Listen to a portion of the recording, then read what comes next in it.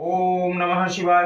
मित्रों नमस्कार, मैं पंडित श्यामधर शास्त्री काशी स्टोर में समस्त दर्शकों का स्वागत एवं अभिनंदन करता हूँ। हम पिछले कार्यक्रम में चर्चा किए कि कब से कब तक पितृपक्ष मनाया जाएगा। अब हम बात करते हैं तर्पण किस प्रकार करें ताकि हमारे पितर संतुष्ट हों। सर्वप्रथम ये जान लें, सबसे पहले जाने इन 5 उंगलियों का कार्य क्या है। अंगुष्ठ विप्रो या बड़ों के लिए, तर्जनी पितरों के लिए, मध्यमा स्वयं के लिए, अनामिका देवताओं के लिए और कनिष्ठा ऋषियों के लिए।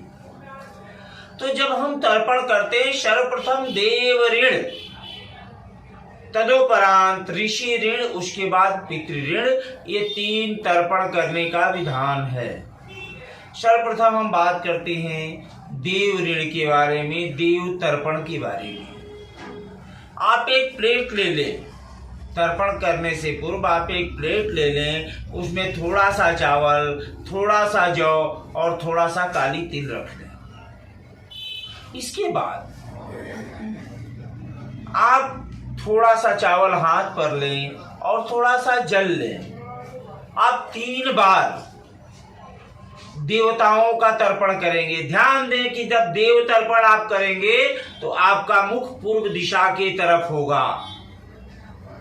पूर्व दिशा की तरफ मुख करें और देवताओं का तर्पण करें। थोड़ा सा चावल और जल लेंगे और इस तरीके से जैसे समर्पित किया जाता है किसी भी चीज को, इस तरीके से आप समर्पण करेंगे। मंत्र इस प्रकार आप बोलेंगे। अगर मंत्र नहीं आप बोल पाए तो आप बस देवताओं का ध्यान करके आप तर्पण कर सकते हैं। ओम भूदेवांश तर्पयामि, ओम भुवः देवांश तर्पयामि, ओम स्वः देवांश तर्पयामि। इस तरीके से 3 बार आप देवताओं का तर्पण करेंगे, चावल और जल लेकर के। ध्यान रहे कि आपका यज्ञोपवीत, अगर आप यज्ञोपवीत धारण करते हैं तो यज्ञोपवीत आपके बाएं कंधे पर होगा।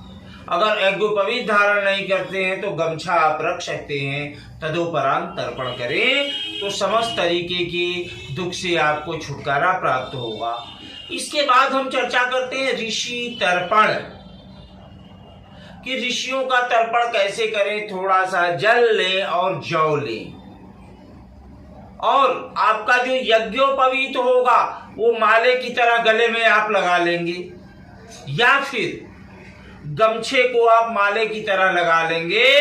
और जैसा मैंने चर्चा किया है, कनिष्ठ उंगली है यानी ये ऋषियों का है, तो आप जौ और जल लेने के उपरांत इस तरीके से ओम भू ऋषयः तर्पयामि, ओम भुवः ऋषयः तर्पयामि, ओम स्वः ऋषयः तर्पयामि। इस तरीके से 3 बार आप ऋषियों का तर्पण करेंगे।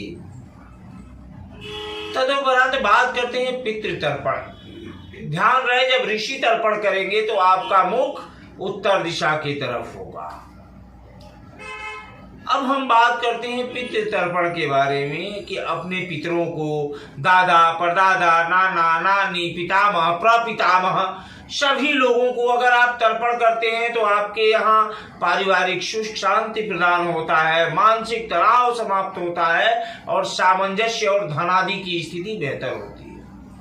तो आप पितृ तर्पण कैसे करेंगे। थोड़ा सा काली तिल लें और जल लें और अंगुष्ठ को और तर्जनी उंगली को आपस में जोड़ लें और आपका यज्ञोपवीत दाहिने कंधे पर होगा या फिर गमछा दाहिने कंधे पर होगा।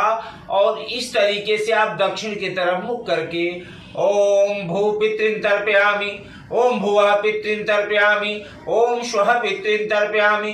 इस तरीके से 3 बार अपने पितरों का तर्पण करते हैं तो समस्त तरीके के कष्ट समाप्त हो जाते हैं। यहाँ तक कि आजकल देखने को मिल रहा है कि परिवार में जल्दी विवाह का संयोग नहीं बन पा रहा है, कार्य क्षेत्र में असफलताएं प्राप्त हो रही हैं, मानसिक तनाव देखने को मिलता है और आपसी संबंधों में कटुता देखने को मिलता है। तो इन समस्त चीजों के समाप्ति के लिए, मानसिक आर्थिक शारीरिक सुख प्राप्ति के लिए आप पितरों का तर्पण जरूर करें, पितृ तर्पण जरूर करें। यहाँ तक कि कुंडली में भी जब पितृ योग बनता है या जब पितृदोष बनता है तो तर्पण अवश्य करना चाहिए, लेकिन जिनके पिता जीवित हों तो पुत्र का अधिकार नहीं होता तर्पण करने के लिए, अतः पिता के द्वारा तर्पण किया जाना चाहिए।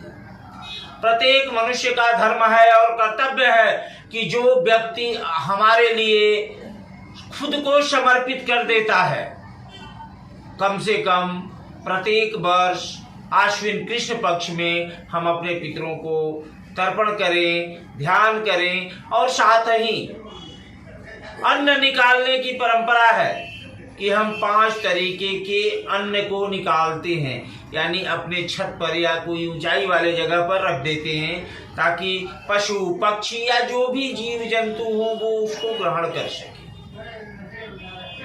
तो आप हो सके तो 5 अन्न आप निकालें, ताकि इस समय चूंकि ऐसा पाए विशेष रूप से कौवा को देने का परंपरा है, तो चूंकि इस समय गर्भावस्था का समय होता है, उनको अन्न प्राप्त होना चाहिए, इसलिए हमारे शास्त्रों ने कहा है कि आप अन्न निकालें, अन्न का दान करें, या जो भोजन बनाते हैं उसमें प्रथम आहार निकाल करके रात्रि के समय पितरों के लिए रखें।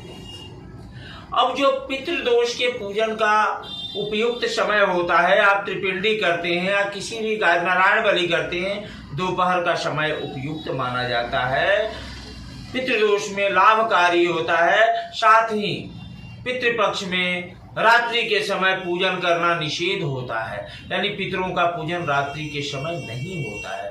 अतः सभी लोग तर्पण करें, अपने पूर्वजों का ध्यान करें और उनका आशीर्वाद करें, प्राप्त करें। इसी मंगल कामना के साथ मैं पंडित श्यामधर शास्त्री पुनः अगले कार्यक्रम में मिलेंगे।